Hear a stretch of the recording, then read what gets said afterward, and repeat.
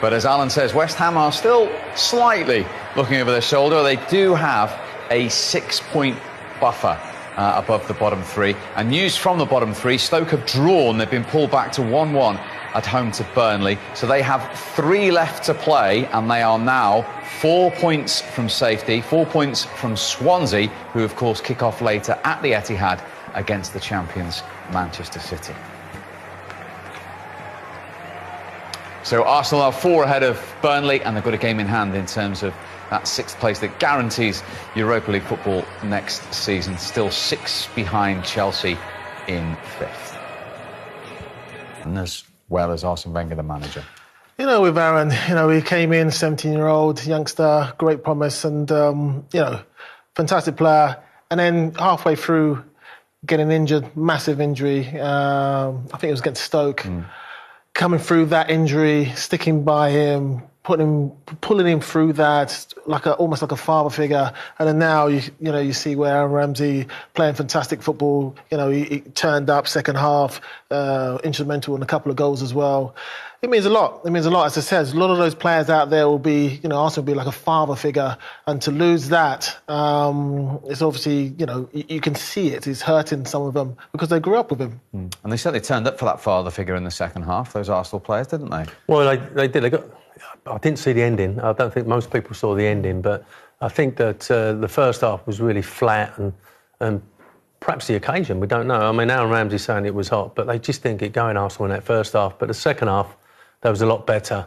And, in the end, I think the result flattered them a little bit. And you kept screaming at me, Monreal's got a great scoring record this season. Well, set plays. He scored goals from set plays, and it's a good finish. I mean, he's lost Creswell, but for the left-back, what I like about the volley is he's kept it down. And that's what's beat Joe Hart, that it's bounced. But you've got to look at Masuaku. Look at him, look. Yeah. What's he doing here, Sol? Once the ball goes over, he should be inside the post. He shouldn't be. He actually moves away. I mean, maybe he thinks if I get in the way, I'm going to get in the way with Hart. Has he got it? It's really do your job first, clear it, and then argue about it. And that's, obviously there was a lack of communication, and he should be just on the post, and he clears it. The one shining light for David Moyes since he's gone there, Marko Arnautovic. 10 goals in 16 games under David Moyes. Yeah. But again, did we see Arsenal's deficiencies here? Yeah, because someone mentioned first half about the gap between the two centre-backs, and Arnautovic was on his own there, made Ospina punch it, and then West Ham regathered the ball. But what a strike from Arnautovic. And, if you consider that he had a terrible time when he first went there, got himself sent off and banned and etc. But there's the gap. Look, the gap between the two centre-halves again, which Sol was talking about in the first half. So that makes Ospina have to come out and punch it. It's slight offside. I'm not too sure about that. I think that he gets the benefit of the doubt. But they keep the ball alive, West Ham. And even then, no one's picking him up. Look, they're all there, but no one's decided. It's all about awareness as well. They're not aware of him is offside, coming back onside. Even though there's a lot happening around you, good centre halves will be one thing in the back of your mind. Oh yeah, he's behind me. Look, and you have a quick look. Right, let's pick him up just in case the ball goes on. Where is he? Yeah. Where is he? But the thing about Arnautovic is that they've had Andy Carroll out, they've had Hernandez out, and he's been really the only striker available, and he's produced and he's scored the goals that will probably keep him up. And I think he must have thought that goal was going to be a point, because I couldn't see that 4-1 at the end. No doubt there's a turning point. Talking of centre-halves, 19-year-old Declan Rice, he hasn't played 25 league games yet. Is this just inexperience or what?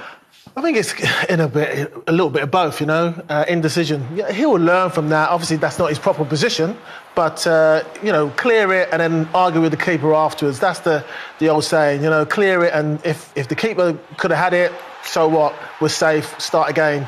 It was my ball, your ball, my ball, your ball, and that's what happens. Consider what's happened to West Ham. 2 defensive mistakes have allowed Arsenal back in, and you can't do that because Arsenal at the Emirates are a dangerous side. I think he leaves it because he feels Joe Hart's called for it, because when they turn around and start talking to each other, Joe Hart says to him, away. I said away. But you can't leave that. You've got to head it. Yeah. You've got to deal with it and worry about the consequences. He ducks as if he's leaving it for Joe Hart. I actually think he just got his angles, Do you think he's leaving it to go out for a goal? Yeah, I think he just got his angles wrong. because he's not in that. But that's not his proper position, and just a lack of experience in that position. Once the ball is on your head, clear it, and then if the keeper says my ball, it's cleared. We'll argue about it afterwards. Let's job done. Let's reposition. Let's go again. Mm-hmm. I wouldn't argue with you, Sol, put it that way. West Ham crumbled after that, did they? That's what I'm saying. That'd be the worrying thing for David Moyes. The 2 goals they've let in were avoidable, but this, I think, is just that the game's over and they're not really putting themselves in them defensive positions to stop this. I know it takes the deflection off of Cresswell, but they seem to be all over the place. Perhaps they're chasing it a little bit, but once the ball goes out to Lacazette, Cresswell has to get out there. They've made a couple of changes. I think that's probably what has done for him in the organisational sense. But it's a good strike. I mean, it beats Joe out on the near post because of the deflection, but it flies past him. Well, I think Welbeck's played really well. He's moved the ball, 1-2s, moved it, dislodged their back line as well. So I think Welbeck's, is very lively in that position, And ahead of Thursday for Lacazette, to get 2 goals in the end won't do him any harm before it's massive confidence, and that's what centre forwards need, that confidence. And he's now, a couple of goals, good. Ramsey does really well, lovely, keeps the ball, lovely cut back, lets it, drags back. Hart will be maybe a little bit, he could have done better on there, but again, the game's done by now. But good strike, Lacazette's on fire. 6 in 6 in all comps. Yeah, he's doing really well. You need that, big game in 3-4 days' time. So, particularly as Aubameyang can't play on Thursday. A lot on his shoulders. And I think that perhaps he's had it a little bit tough since he's been there. Big money signing, and he's not really imposed himself as the number 9. And Aubameyang's come in, and perhaps there's a bit of competition for that position next season. But no, I think his movement is one thing, but his finishing's not been good enough since he's been at Arsenal. Now, them 2 goals may give him the confidence to push on now.